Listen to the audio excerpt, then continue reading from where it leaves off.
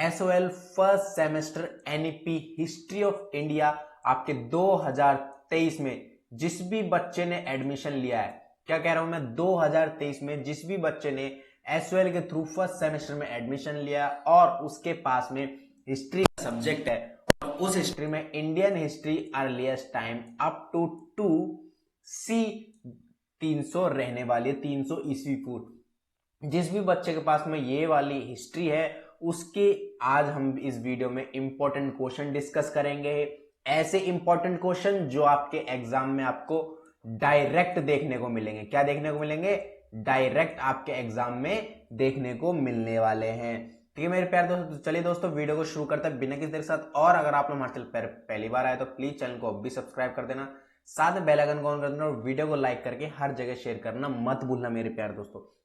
तो दोस्तों आज की वीडियो आप सभी स्टूडेंट के लिए बहुत ही ज्यादा इंपॉर्टेंट होने वाली। तो आप लोगों से रिक्वेस्ट इतना है कि वीडियो जितना ज्यादा हो सके उतना ज्यादा शेयर करना और बिल्कुल एंड तक वॉच करना, एक भी पॉइंट मिस ना करके, क्योंकि अगर आपने वीडियो काट दी तो आपको क्वेश्चन समझ में नहीं आएगा। मेन मकसद क्वेश्चन को याद करना नहीं होना चाहिए दोस्तों, मेन मकसद क्वेश्चन को समझना होना चाहिए, जो कि मैं आपको इस पूरी वीडियो में समझाने वाला हूं। ठीक है मेरे प्यारे दोस्तों। हेलो मेरे प्यारे स्टूडेंट, देखिए आपके सामने मैंने यहाँ पर आप अपना पीडीएफ बना लिया है जो कि मैंने खुद आपके लिए डिजाइन किया है। तो आप लोगों से रिक्वेस्ट इतनी है कि जितनी ईमानदारी से और मेहनत से मैंने पीडीएफ डिजाइन किया उतनी ईमानदारी से और मेहनत से आपको वीडियो को लाइक एक लाइक कर देना, बस एक लाइक। चैनल को सब्सक्राइब और शेयर करके कमेंट करके जरूर बताना कि आपको वीडियो, आपको पीडीएफ, आपको कंसेप्ट कैसा लगा। फर्स्ट सेमेस्टर का आपका ये रहने वाला है और इसके अंदर जो आपकी हिस्ट्री है वो रहने वाली है। ठीक है, ये पूरी पीडीएफ है जो कि आपको टेलीग्राम चैनल पर अपलोड हो जाएगी इस वीडियो के अपलोड होने के एक दिन बाद, क्योंकि मुझे पता है आप लोग वीडियो को नहीं देखोगे, टेलीग्राम पर जाकर सीधा आप पीडीएफ देख लोगे। बट ऐसा नहीं करना है, बहुत बड़ी मिस्टेक है सभी बच्चों की।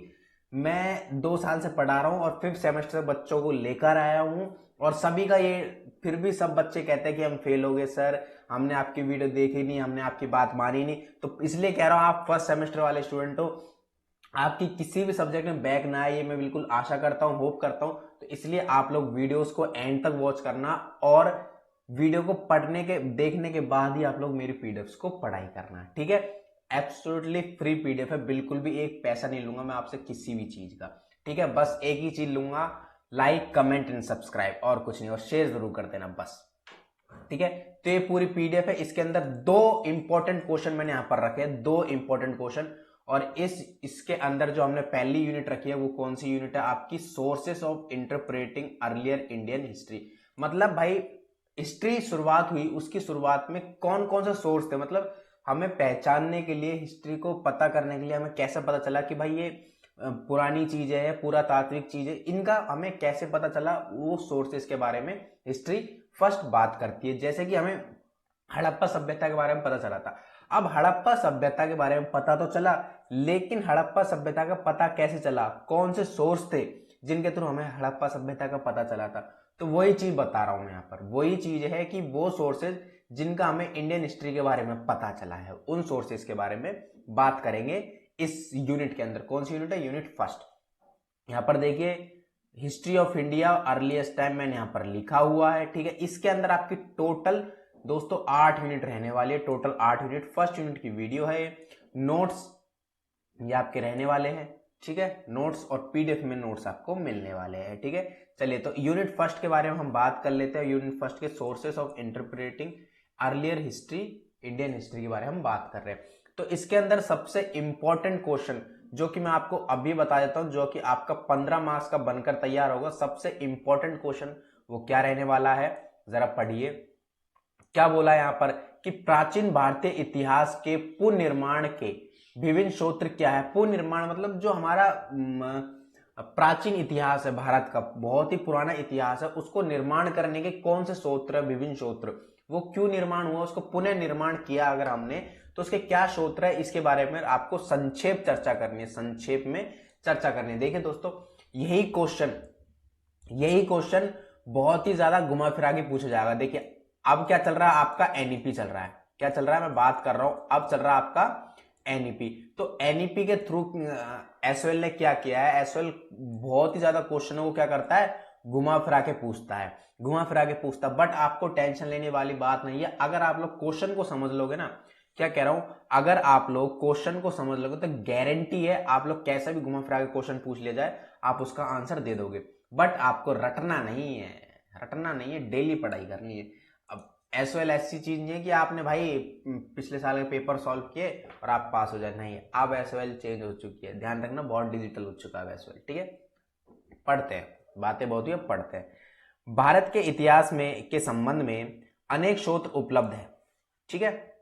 कुछ स्रोत काफी विश्वसनीय है और वैज्ञानिक है, मतलब कुछ स्रोत बहुत ही पुराने हैं और वैज्ञानिक है, साइंटिफिक स्रोत है। अन्य मान्यता पर आधारित प्राचीन भारत के इतिहास के संबंध में जानकारी के मुख्य स्रोत 3 भागों में बांटा गया है। ज्यादा बातों बात ध्यान ना दे तो हमारे पास में सिर्फ और सिर्फ 3 स्रोत है जिनसे मुख्य, कौन से, मेन 3 स्रोत है हमारे पास जिनसे हमें पता चलता है कि ये प्राचीन इतिहास है भारत का, ठीक है। ये 3 मेन सोर्स है हमारे पास में जिनसे हमें पता चलता है। पहला सोर्स है पुरातात्विक स्रोत, दूसरा है साहित्यिक स्रोत, तीसरा है विदेशी स्रोत। इन तीनों स्रोतों से हमें पता चला है कि हिस्ट्री है वो मॉडर्न है, प्राचीन है या फिर एंशियंट है, ठीक है।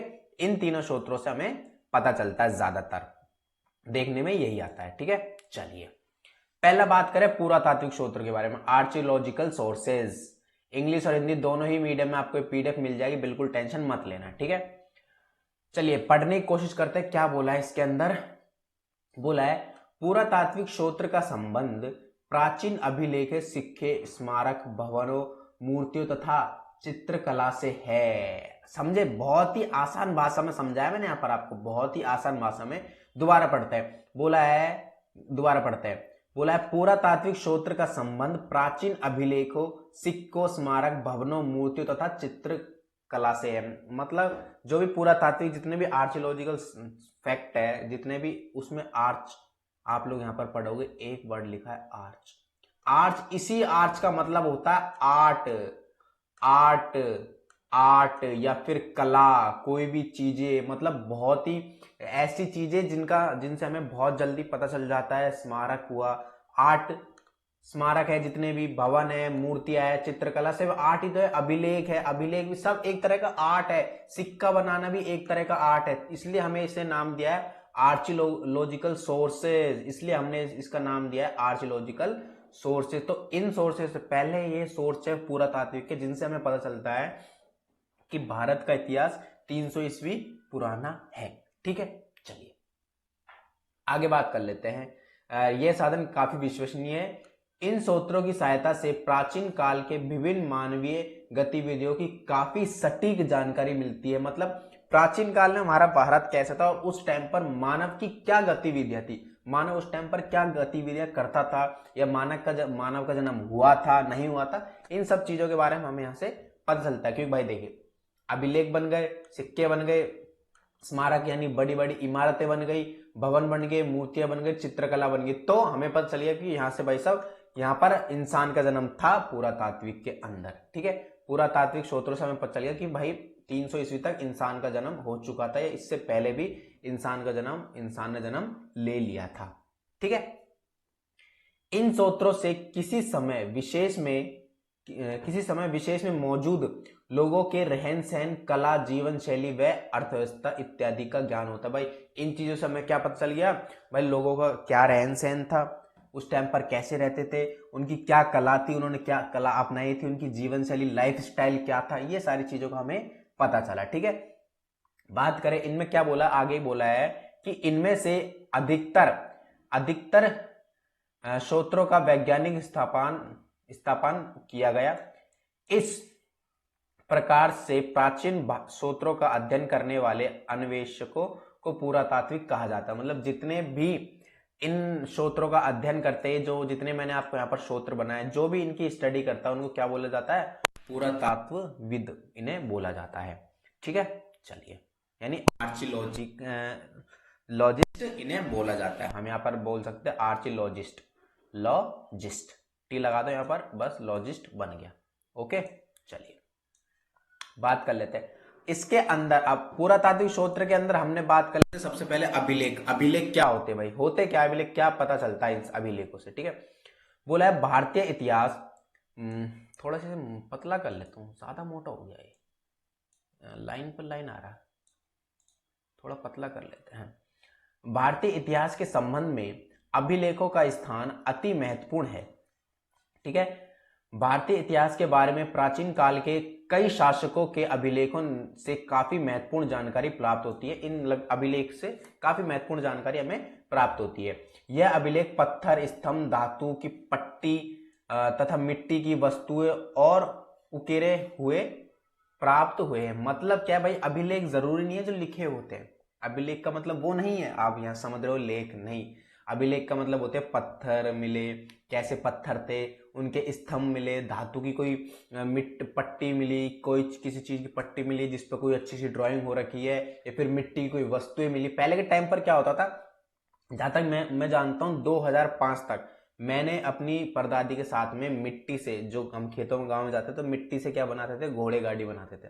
इतना तो मुझे पता है ना। तो अब पहले के टाइम पे होता था, अब मैं अभी भी गाँव से लेता हूँ तब भी हम ऐसे ही करते हैं, क्योंकि यार ये चीज है ना बहुत ही अच्छी लगती है, संस्कृति से हम जुड़े रहो तो बहुत अच्छी बात है, ठीक है। मॉडर्न आप चाहे कितने बन जाओ लेकिन अपने परिवार से, अपने संस्कृति से जुड़े रहो, ठीक है। इन प्राचीन अभिलेखों के अध्ययन को पूरा लेख शास्त्र कहा जाता है। मतलब भाई इनका जो अध्ययन हम करते हैं, इनका हम अध्ययन जो करेंगे हमें क्या बोलेंगे, पूरा लेख शास्त्र कहा जाता है। अब हाँ, अगर मैंने तुम इनके बारे में बता रहा हूं तो हम इनका अध्ययन कर रहे हैं, तो हम क्या कर रहे हैं, पूरा लेख शास्त्र कर रहे हैं, है ना। जबकि इन अभिलेखों की लिपि के अध्ययन को पूरा लिपिक शास्त्र कहा जाता है। अब जो इनकी लिपि है उस जिससे इसका अध्ययन कर रहे हैं उन्हें भी क्या क्या कहा जाता है, पूरा लिपि शास्त्र कहा जाता है। मतलब किस लैंग्वेज में हम अध्ययन कर रहे हैं। जबकि अभिलेखों के अध्ययन को इम्पियोग्राफी कहा जाता है, इफियोग्राफी कहा जाता है। अभिलेखों का उपयोग शासकों द्वारा आमतौर पर अपने आदेश का प्रसार करने के लिए किया जाता था। यह अभिलेख आमतौर पर ठोस सतह वाले स्थान अथवा वस्तुओं पर मिलते थे। मतलब जो कठोर चीज होती है उन पर यह अभिलेख क्या होते थे, प्राप्त होते थे। लंबे समय तक अमिटीय बनने वाले बनाने के लिए इन्हें ठोस सतह पर लिखा जाता था। मतलब अमिटीय मतलब जो मिट ना सके, यहां पर एक वर्ड बोला है अमिटीय, यानी जो मिट न, जिसे मिटा ना सके, काफी लंबे समय तक वो बनाए जाते थे, ठीक है। इस प्रकार के अभिलेख मंदिर की दीवार, स्तंभ, स्तूपों, मोहरों तथा ताम्र पात्रों इत्यादि पर प्राप्त होते हैं। आप बिल्कुल भाई दीवारों पे देखो, जैसे आप इंडिया गेट चले जाओ, इंडिया गेट पे जितने भी वर्ल्ड वॉर में शहीद हुए वो मिलिट्रीज थी उनके नाम लिखे हुए फर्स्ट वर्ल्ड वॉर में। आप लोग देखोगे फर्स्ट वर्ल्ड वॉर में शहीद हुए 36,000 और 84,000 समथिंग सैनिकों की क्या है, नाम लिखे हुए हैं यहाँ पर। अगर आप उसे इंडिया गेट को गौर से देखोगे तो इससे पता चलता है कि भाई हमारा इतिहास काफी साल, 300 ईस्वी साल पुराना है। हमारा इतिहास 300 ईस्वी साल से भी बहुत सारा पुराना है, क्योंकि फर्स्ट वर्ल्ड वॉर कब हुआ था, आपको याद हो, नहीं याद, कमेंट सेक्शन में बताना कि फर्स्ट वर्ल्ड वॉर कब हुआ था, देन मैं आपको नेक्स्ट वीडियो में इसका आंसर दूंगा। यह अभिलेख अलग अलग भाषाओं में लिखे गए हैं। इसमें से प्रमुख भाषाएं संस्कृत, पाली, संस्कृत, दक्षिण भारत की भी कई भाषाओं में काफी अभिलेख प्राप्त हुए। भाई जितने भी अभिलेख है ज्यादातर पहले क्या होता था, संस्कृत का ही ज्यादा इस्तेमाल किया जाता था। महाभारत हुआ, रामायण हुआ, सब में क्या होता था, संस्कृत का ही ज्यादा उपयोग किया जाता था। तो इसलिए ज्यादातर वो अभिलेख कैसे मिले, संस्कृत भाषा में मिले हैं, ठीक है। आगे पढ़ते क्या लिखा है, आगे पढ़ते यहाँ पर क्या लिखा है, भारत के इतिहास के संबंध में सबसे प्राचीन अभिलेख सिंधु घाटी सभ्यता से प्राप्त होते हैं। मतलब सिंधु घाटी सभ्यता ही सबसे प्राचीन अभिलेख है, सबसे प्राचीन अभिलेख वहां से प्राप्त होता है, क्योंकि सबसे प्राचीन चीज है सिंधु घाटी सभ्यता। आप लोग जब भी कंपटीशन की एग्जाम तैयारी करोगे, उतरोगे, अभी से उतर जाना, फायदे में रहोगे, रियल बता रहा हूँ। बाकी कॉलेज के बाद जाते तो आपको काफी ज्यादा लॉस झेलना पड़ेगा, ठीक है। जैसे कि मैं गया था तो मुझे काफी ज्यादा प्रॉब्लम्स होती है, बट कोई नहीं, धीरे धीरे सब कुछ ठीक हो जाएगा। इसलिए कह रहा हूं अभी से उतर जाना कंपटीशन एग्जाम में। तो वहां पर कंपटीशन एग्जाम में 2 से 3 क्वेश्चन, क्या कह रहा हूं, 2 से 3 क्वेश्चन सिंधु घाटी सभ्यता से आते हैं, सिंधु घाटी सभ्यता से आते हैं। तो भाई जिनकी हिस्ट्री, पॉलिटिकल, ज्योग्राफी, इकोनॉमिक सबसे बेस्ट है ना, रियल बोल रहा हूं, जीके के अंदर वो मार नहीं खा सकता। सिर्फ उनको क्या पढ़ने पड़ेंगे, करंट अफेयर पढ़ने पड़ेंगे, ठीक है। जिनकी हिस्ट्री और पॉलिटिकल ज्यादा है, अच्छी है, उनको वो मार नहीं खा सकते इसके अंदर, ठीक है। और जिनकी इंग्लिश मैथ अच्छी है वो तो सिलेक्ट हो जाएंगे फर्स्ट बार में। यह अभिलेख औसतन 2500 ईस्वी पूर्व से समय काल के हैं, मतलब 2500 ईस्वी पूर्व की बात हुई है यहाँ पर, ठीक है। सिंधु घाटी सभ्यता की लिपि अभी तक डिकोड ना किए जाने के कारण अभी तक इन अभिलेखों को का सार अभी तक ज्ञात नहीं किया गया। मतलब सिंधु घाटी की जो लिपि है वो डिकोड नहीं की गई, आज तक उस लिपि को तोड़ा नहीं गया, मतलब उसे डिकोड नहीं किया गया, उसका पता नहीं लगाया गया कि इसमें एक्चुअल में चीजें क्या चीजें बताई गई है, ठीक है। जैसे आप मोहनजोदड़ो की फिल्म है, वो भी कहां से मिली है, मोहनजोदड़ो एक सभ्यता है, वो मतलब एक स्थल है जो कहां से मिला है, सिंधु घाटी सभ्यता से ही मिला है। तो उसमें आप लोग चीजों के देखोगे तो काफी सारी चीजें सही भी दिखाई गई है और काफी सारी चीजें गलत भी दिखाई गई है मोहनजोदड़ो फिल्म में, ठीक है। आगे बढ़ते हैं, सिक्के के बारे में बात कर लेते हैं। अब बात कर लेते हैं किनके बारे में, सिक्के कैसे थे, इनका कैसे पता चला। पढ़ते हैं, प्राचीन काल में लेन देन के लिए उपयोग की जाने वाली वस्तु विनिमय व्यवस्था के बाद सिक्के प्रचलन में आए। अब विनिमय का मतलब आप लोग, अगर आप लोगों ने 12th क्लास में या फिर 11th क्लास में, 12th क्लास में या फिर 11th क्लास में इकोनॉमिक्स पढ़ी है, क्या कह रहा हूं, 12th और 11th क्लास में अगर आपने इकोनॉमिक्स पढ़ी है तो आपने एक वर्ड सुना होगा, विनिमय व्यवस्था। विनिमय का मतलब होता है कि आपको 4 भैंस लेनी है, भैंसों की बात कर लेता हूं, आपको 4 भैंस लेनी है और उसके बदले में आपने 2 गाय दे दी। आपने वहां पर पैसे नहीं दिए, वस्तु का वस्तु से आदान प्रदान किया। मतलब आपको चावल लेने, उसके लिए आपने गेहूं दे दिए, आपको मक्के का आटा लेना, उसके लिए आपने गेहूं का आटा दे दिया। तो ये भी क्या होती है, एक तरह का विनिमय, इसे कहते हैं विनिमय व्यवस्था। तो ये भी हमारे लिए क्या होगी, धन का उपाय बन गई, हमारे लिए वो भी धन बन गई जिससे हमारा पेट पल गया, सिंपल, ठीक है। और इसके बाद में प्रचलित हुए क्या, सिक्के। जब ये व्यवस्था चलती थी, सिंधु घाटी सभ्यता पर ये व्यवस्था चलती थी, उसके बाद में प्रचलित हुए सिक्के। ये सिक्के विभिन्न वस्तुओं जैसे सोना, तांबा, चांदी इत्यादि से निर्मित किए जाते थे। मतलब पहले के टाइम पे सिक्के सोना, तांबा, चांदी इन्हीं से ही निर्मित किए जाते थे। अब के टाइम पर सोना के बिस्किट मिलते हैं, सोना के सिक्के मिलते हैं जो काफी रुपए के आते हैं, ठीक है। पहले के टाइम पे निर्मित कर दिए जाते थे जो कि फ्री में मिल जाते थे। आप काम करो, उनको काम करके दो, वो आपको इन चीजों पर आपकी मजदूरी दे देंगे। प्राचीन भारतीय सिक्कों की एक विशेषता यह है कि इनमें अभिलेख नहीं पाए गए। मतलब सिक्कों के अंदर कोई भी अभिलेख नहीं पाए गए हैं, ठीक है। आमतौर प्राचीन सिक्के पर चिन्ह पाए गए हैं।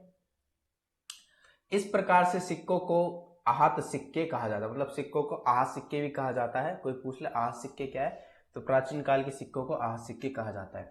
इन सिक्कों का संबंध ईसा से पहले 5वीं सदी से है। ईसा पूर्व से पहले 5वीं सदी, देखो कितनी पुरानी सिक्के की सदी है, कितनी पुरानी यार। देखो आप 5वीं सदी, हम पढ़ रहे 300 और ये इन्होंने बात करी 5वीं सदी की। इसके पश्चात सिक्कों में ढोला बदलाव आया। इन सिक्कों में तिथियां, राजा तथा देवताओं के चित्र अंकित किए जाने लगे। अब भाई जैसे जैसे समय बढ़ता चले गया, किसी सिक्कों पर किस देवता की मूर्ति, किस सिक्के पर किस देवता की मूर्ति। अगर आप लोग आज भी देखोगे तो मेरे पास में 10 का सिक्का और 5 का सिक्का ऐसा है अभी के टाइम का, जिनके पीछे वैष्णो देवी की फोटो बनी हुई है। मेरे पास में ऐसे सिक्के हैं जिनके पीछे वैष्णो देवी की फोटो बनी हुई है। मैं आपको टेलीग्राम चैनल पर डाल दूंगा, देख लेना, ठीक है।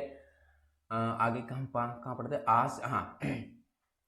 आज सिक्कों के सबसे प्राचीन भंडार पूर्वी उत्तर प्रदेश तथा मगध से प्राप्त हुए हैं। मगध राज्य, जहां पर अशोक जी का, चक्रवर्ती अशोक सम्राट का राजा हुआ करता था, वहां पर उस टाइम पर बिंदुसार हुआ करते थे, ठीक है, या समुद्रगुप्त मौर्य, चंद्रगुप्त मौर्य, मगध से ही ये सब आए हुए हैं। ये सब राजाओं के नाम है। चलिए अब आगे हम पढ़ते हैं क्या बोला, भारत में स्वर्ण मुद्राएं सबसे पहले हिंद यूनानी शासक ने जारी की। मतलब जो भी हिंद यूनानी शासक थे सबसे पहले उन्होंने स्वर्ण मुद्रा यानी सोने की मुद्राएं, सोने के पैसे उस टाइम पर मतलब सिक्के जो भी है उनको क्या किया था, सबसे पहले उन्होंने जारी किया था। और इन शासकों ने सिक्के के निर्माण में डाई विधि, डाई, आपने एक मूवी देखी हो अगर मैं आपको बताऊं, तो एक मूवी है जिसके अंदर सनी देओल का रोल है उसके अंदर, और उस मूवी में पैसे बना मतलब नकली पैसे बनाने के लिए, मतलब ऐसे पैसे बनाने के लिए जिनका पता ही ना लगा सके कि वो नकली है फिर असली है, उस मूवी में एक डाई, एक उपकरण है, एक डाई चीज का, एक डाई प्रोडक्ट का उसमें वहां पर इस्तेमाल हुआ है।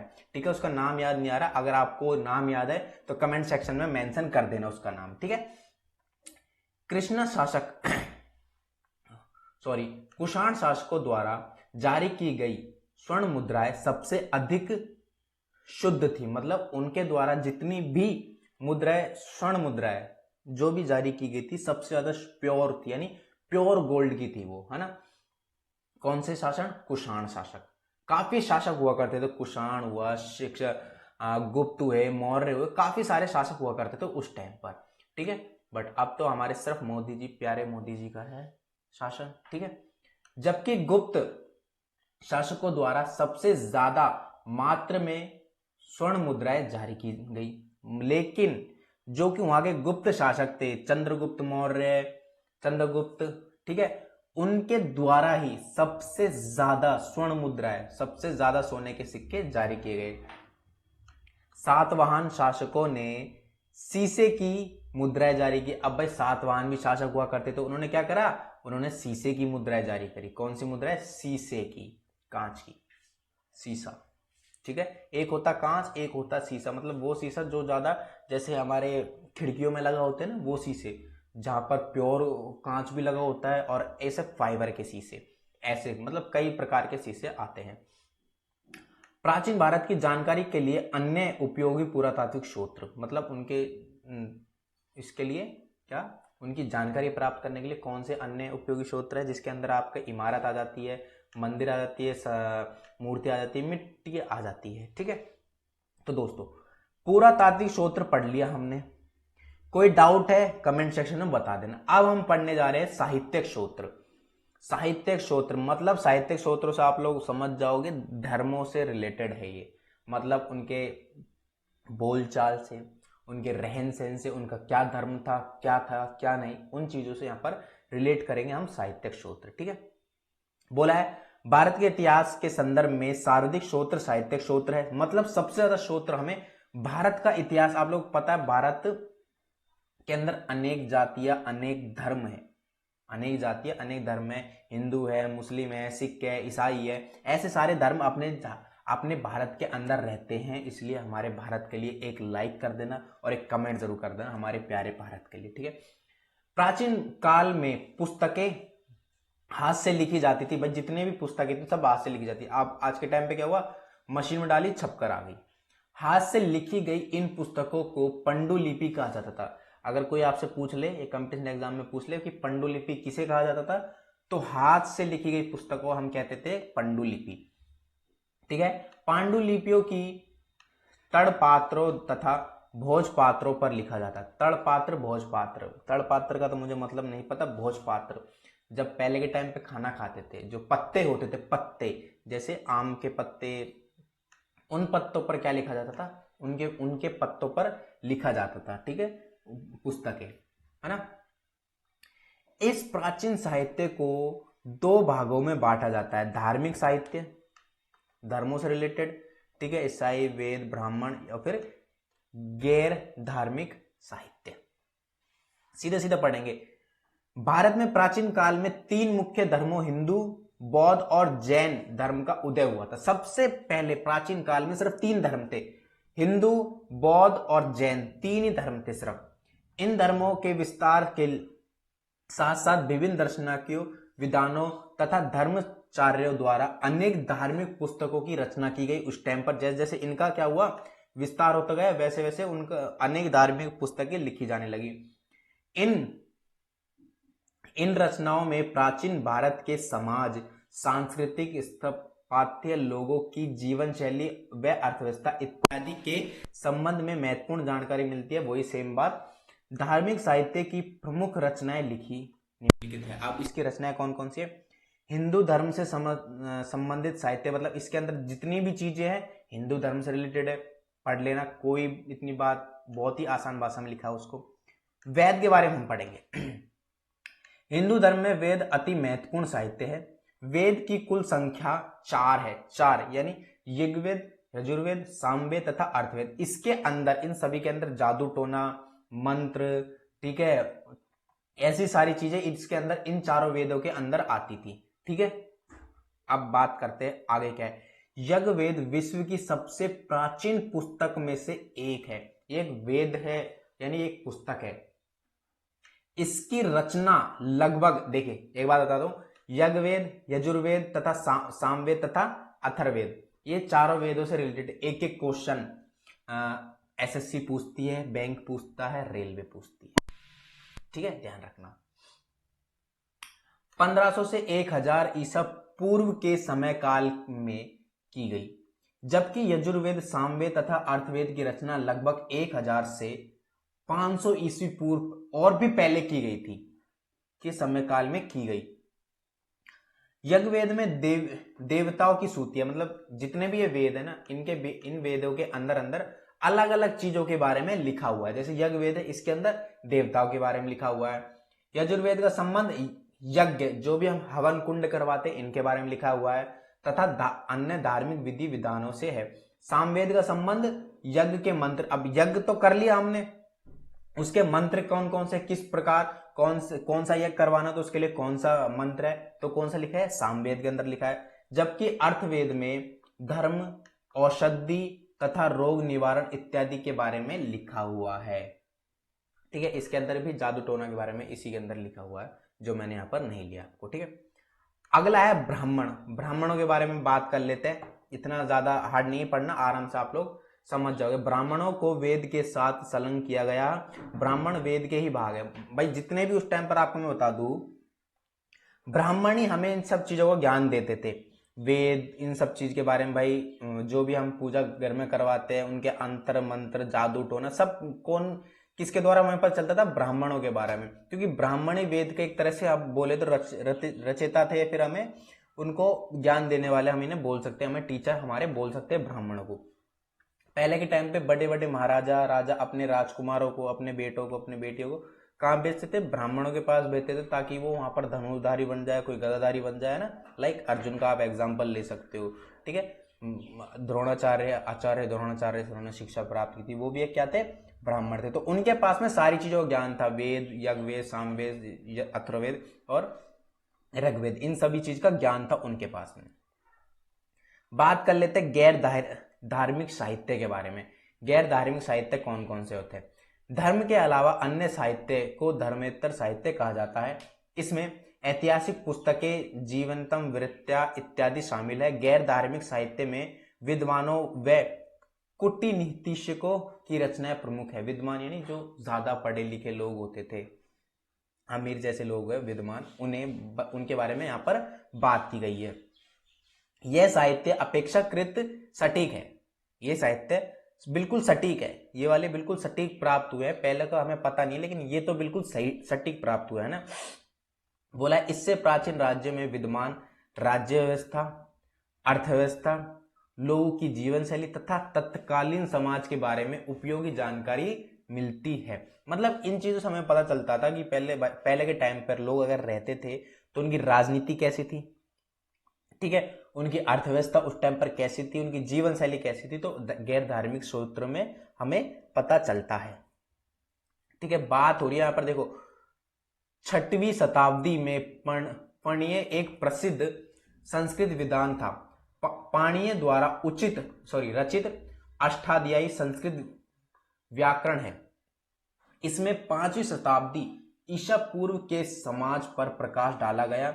मौर्य काल में कौटिल्य की पुस्तक अर्थशास्त्र से शासन व्यवस्था की महत्वपूर्ण जानकारियां मिलती है। भाई अर्थशास्त्र के जो जनक है उन्हें कौटिल्य को माना जाता है। अर्थशास्त्र के जो जनक है उन्हें कौटिल्य को माना जाता है। पहले के टाइम की बात कर रहा हूं। जनक ही उन्होंने क्या बनाया, उन्होंने एक पुस्तक लिखी थी अर्थशास्त्र, कौटिल्य की पुस्तक है अर्थशास्त्र।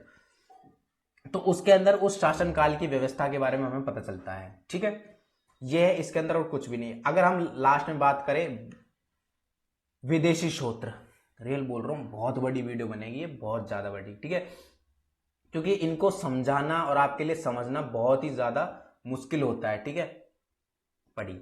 विदेशी साहित्य से भी भारत के प्राचीन इतिहास के बारे में काफी जानकारी मिलती है। यह विदेशी लेखक विदेशी राजाओं के साथ भारत आए तथा भारत की यात्रा पर आए, जिनके उपरांत उन्होंने भारत की सामाजिक, आर्थिक और भौगोलिक व्यवस्था का वर्णन किया। मतलब जो भी भारत के उस टाइम पर राजा हुआ करते थे, उनके साथ में आए विदेशी या फिर उनके शासनकाल में आए विदेशी, उनके बारे में उनसे लिखी पुस्तकों के बारे में हमें इन चीजों का पता चलता है। विदेशी साहित्य स्रोतों को 3 भागों में बांटा जाता है: यूनानी व रोम के लेखक, चीनी लेखक तथा अरबी लेखक। 3 ही लेखक थे उस टाइम, यूनानी, चीनी और अरबी।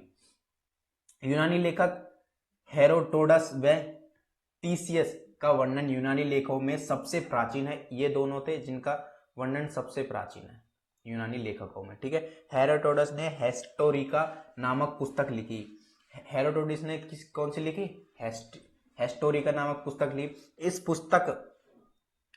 इस पुस्तक भारत और फ्रांस के संबंधों पर प्रकाश डाला गया। इस पुस्तक के अंदर इन्होंने क्या किया? भारत के और जो फ्रांस के साथ में संबंध थे उन पर प्रकाश डाला था। हेरोडोटस का इतिहास का पिता भी कहा जाता है। हेरोडोटस को इतिहास का पिता भी कहा जाता है।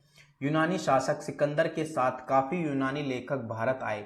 मतलब सिकंदर लोदी यूनान का शासक था, उसके साथ में भारत आए, काफी यूनानी लेखक भारत आए थे।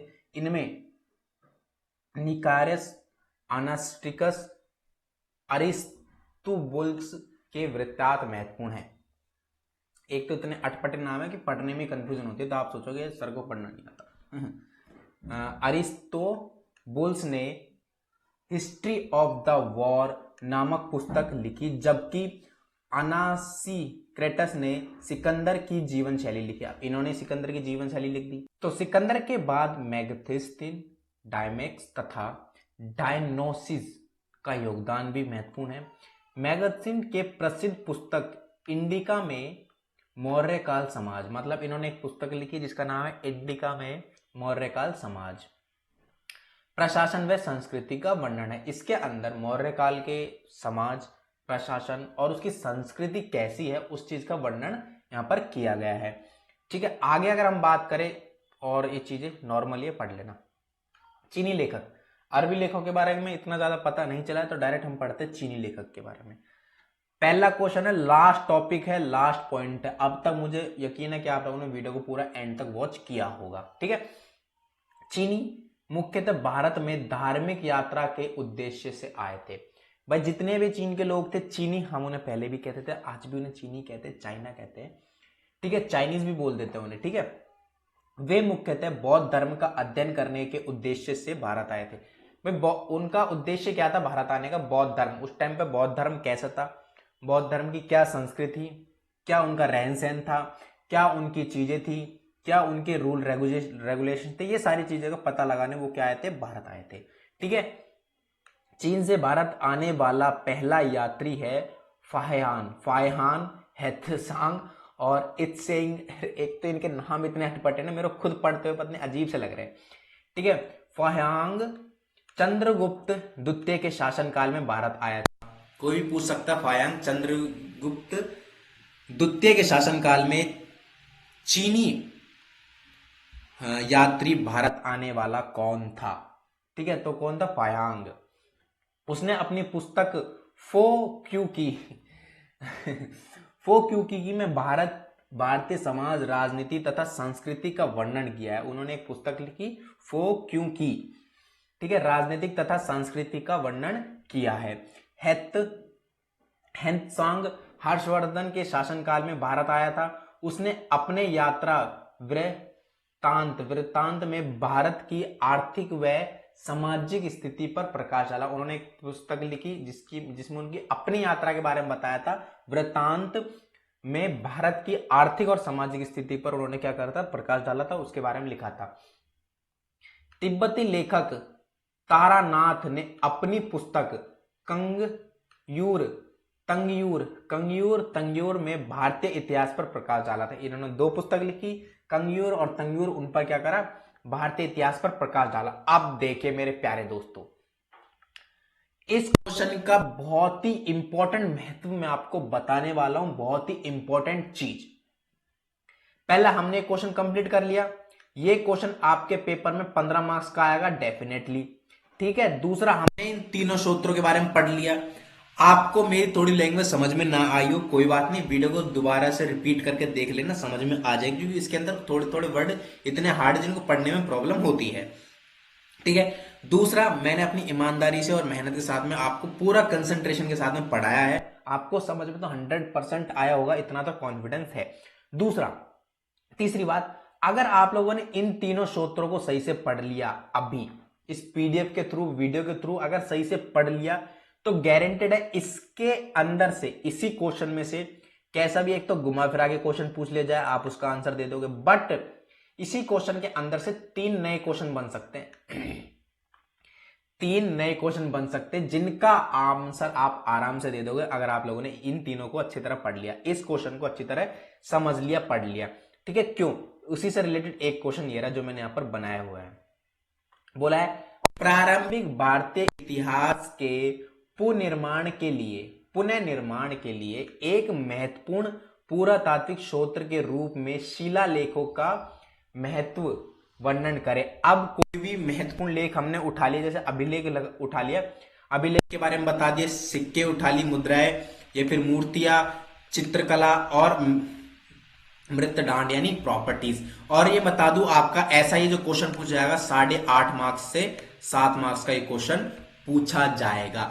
अब इस क्वेश्चन को मुझे समझाने की जरूरत नहीं है, क्योंकि ये क्वेश्चन मैंने समझा दिया, उन्हीं चीजों पर अगेन रिपीटेड है। अभिलेख के बारे में ज्यादा खुल के बता दिया है, सिक्कों के बारे में ज्यादा खुल के बता दिया है, मूर्तियों के बारे में ज्यादा खुल के बता दिया है, ठीक है।